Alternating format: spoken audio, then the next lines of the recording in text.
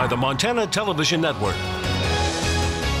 Montana This Morning continues on Montana's News Leader.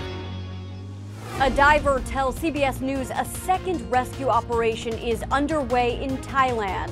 I'm Laura Podesta, and I'll have details on when it started and how many boys divers hope to bring out with them this time. And wildfires across the west have flared up with the dry, windy weather this past weekend. Coming up, where the worst blazes are burning and what the crews are doing to get those fires under control. Good morning, 6:30 on this Monday. Chet Lehman, Missy O'Malley with you here. Our top story this half hour, phase 2 of the rescue operation underway at that cave in Thailand, where a boys soccer team is trapped, already resulting in now 8 boys being brought to the surface. CBS's News' Laura Podesta has more on how many more of the boys and the rescue crews are hoping to bring out this time. A second rescue effort is underway in Thailand, where a boys soccer team has been trapped in a cave since June 23rd. Yesterday, 4 boys were brought out safely. Now, a diver at the cave is telling CBS News another rescue operation began just before midnight Eastern time. 8 boys and their coach remain inside.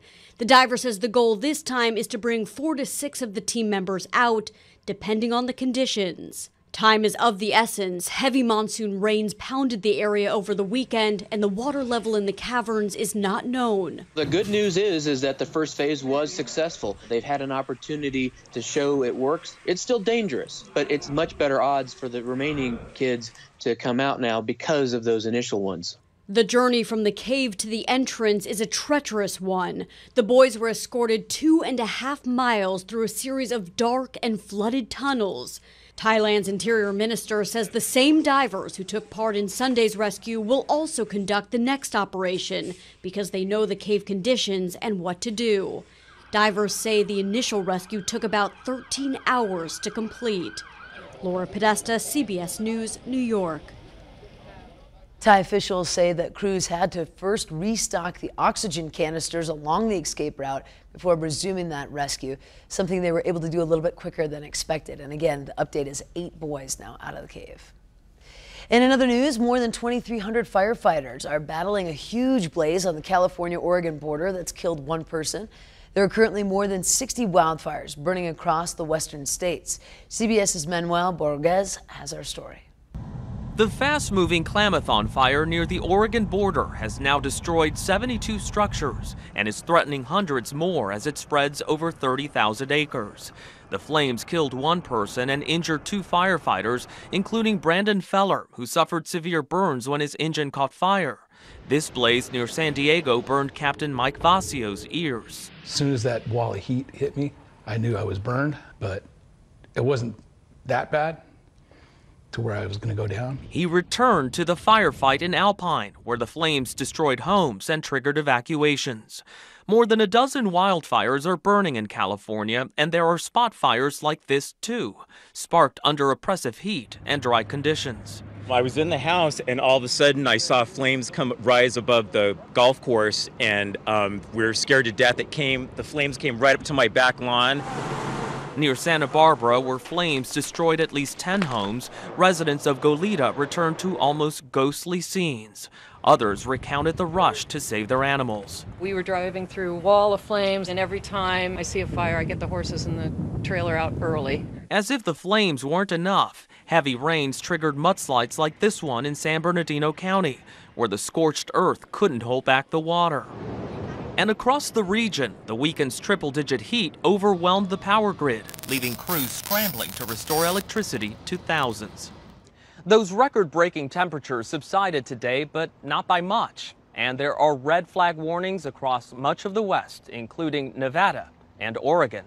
Manuel Bojorquez, CBS News, Los Angeles. Now, with the rising temperatures this week, the fire danger in Montana also increasing. Bozeman Fire Chief Josh Waldo says even though Montana had a wet spring and large snowpack, things could dry up quick. This next week and a half is set to see some hot weather, and if there is any wind, that could lead to fires. Chief Waldo says because of moisture, the vegetation grass is taller this year, and high temperatures increase the fire danger. He says a way to prevent fires on your property is to clear back brush at least 30 feet. Just be proactive. Don't wait until the fire starts or there's fires in the area. Now's the time to be preparing that defendable space, clearing away, firewood that you're not using that's up next to your home, vegetation that's grown up through the spring. Now's the time to start taking those measures, not when a fire has actually occurred. Chief Waldo says if you do start your own fire, to make sure that it is completely extinguished when you are finished. Good advice there, and that's something we're going to continue to keep an eye on around Southwest Montana. As fire season is just kicking up. That's for sure. And Matt joins us at the desk now. Mr. Fireman, keep it all away. Today's maybe not the day for it. No. Yeah. The temperatures are going to be warm. We're going to start to see these grasses cure here before too long with the heat and dry forecast that we have. Just isolated chances of rain in the forecast into the 50s for most of us right now. Temperatures bouncing back and forth out toward West Yellowstone between mid to upper 40s. Right now, mainly clear skies. The afternoon does hold the chance of an isolated thunder shower, but most of us are going to top out around the 90-degree mark. That means you're going to want to drink some water.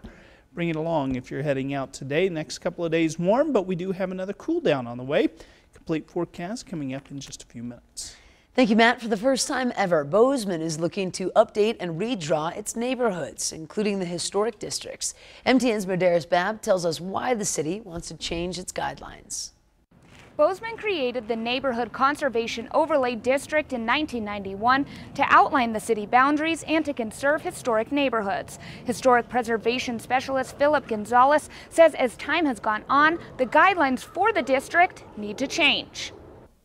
Bozeman was very different in that time period. The boundaries reflect the 1957 census boundary. So as you know, things have changed and evolved. We're looking to kind of see where we can make different, make the programs more effective. The city started to review development, housing, and preservation of the NCOD in 2015 and has now hired consultant Bendon Adams and Orion Planning Plus Design to finish that process. I guess there's kind of two parallel ways. One of them is making alterations to the actual physical boundary, and then also the mechanisms or the guidelines that are put into effect within that boundary. The consultant will do a 2-week review of the city before it recommends changes which need to be made for building new buildings in town and maintaining historic ones. After that, it will bring it to commission for approval. I think the mechanisms to preserve and to allow for development need to change regardless.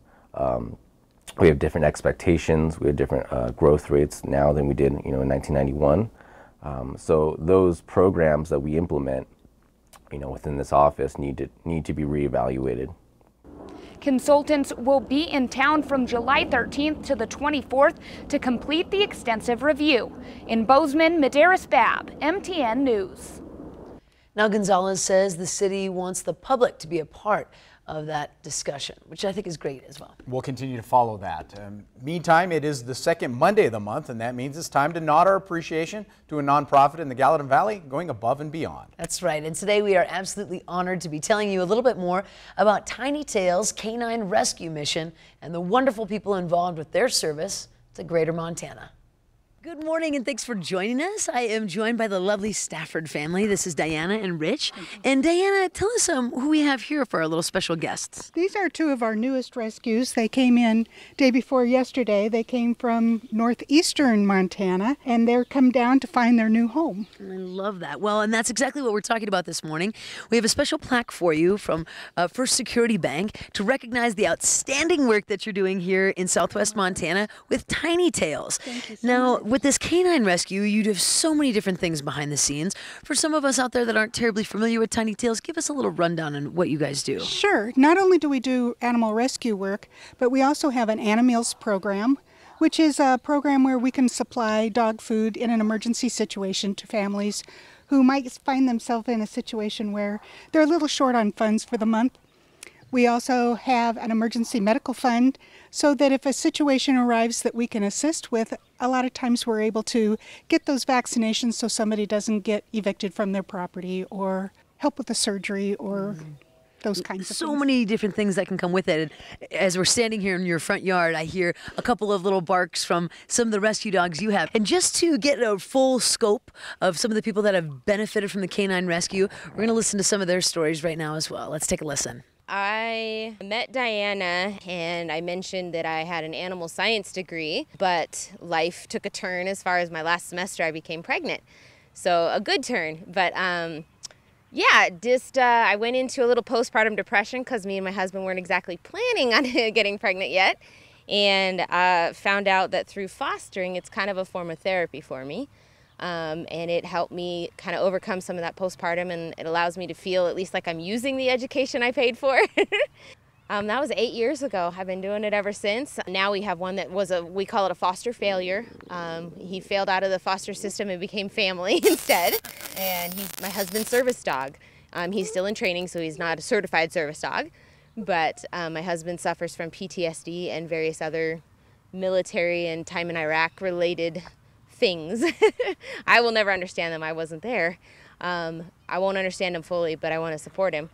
And he's worked really hard with this dog. He's an amazing dog, and I don't know, we just have our own little pack that kind of helps bring the fosters in, teaches the puppies how to be dogs, teaches them how to be good dogs. My affiliation with Tiny Tails is that my clinic, Foothills Veterinary Hospital, does almost all of their veterinary care. We will examine every animal, every dog that comes through that they get to adopt.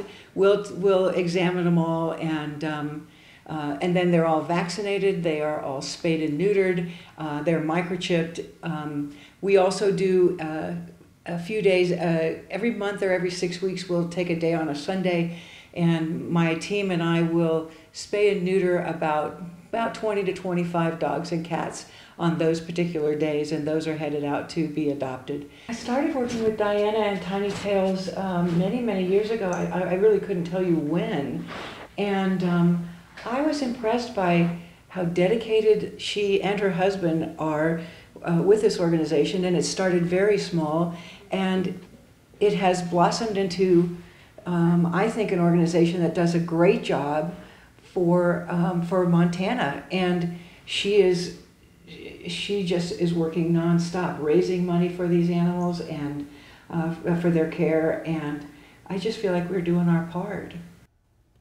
That's Dr. Kathy Quigley. What an amazing woman and an amazing vet and a great organization. So keep up the outstanding work to all. And to get involved or to learn a little bit more about Tiny Tails, you can log on to their website, www.tinytailscaninerescue.com. And to nominate a nonprofit you think deserves to be recognized on our show, log on to our websites and click on the community tab. Yeah, it just takes a moment. You can make a huge difference to some of these groups looking for volunteers or in need of some help. Very cool stuff. Yep. Congrats to them. It is time for a quick break. In a moment, we meet a child looking for a new home. That's this week's Awaiting Child. We'll introduce you to a young lady. But first, here's Gail King with a look at what's coming up at 7 on CBS This Morning. Good morning to you. Ahead on CBS This Morning, we're in Thailand with the major overnight developments from the ongoing rescue operation to free that soccer team. And John Legend joins us with the expansion of the Global Citizens Festival, how the event that brings together musicians and activists is reaching a whole new audience. We'll see you 7 o'clock on the dot.